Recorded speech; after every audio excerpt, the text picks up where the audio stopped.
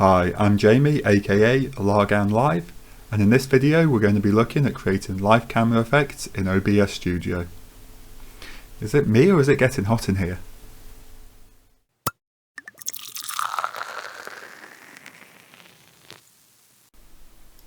Now to create these effects we're going to be using the OBS Shaderfilter plugin.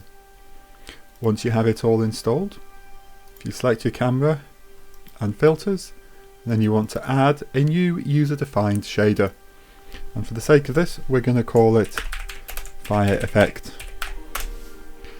Now this gives you the option box, if we make it a little bit bigger so everyone can see it, where we can set all of our parameters, including programming all of our shaders.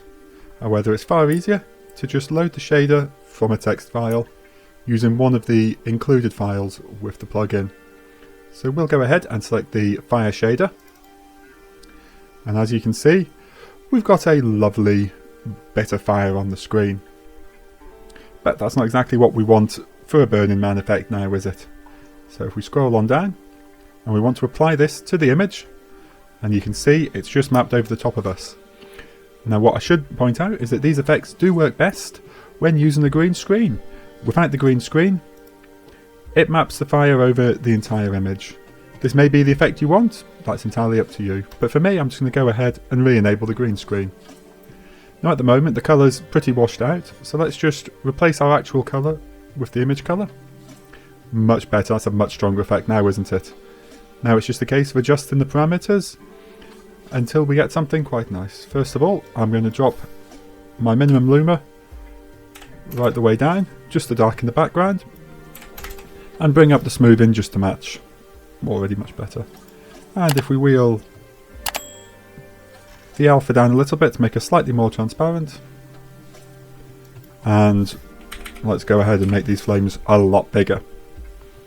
There we go, and there we have it, one Burning Man effect. And just for your own reference, this is what it's like without the green screen. Not quite as the same, is it? Although without the replace an image colour, you do get a lovely effect over all of it. To create a psychedelic effect, we do the same steps again. So let's add another shader, and we'll call this RGB, as that's the plugin we're using. And once again, if we load from a text file, and we're going to load the RGB colour wheel.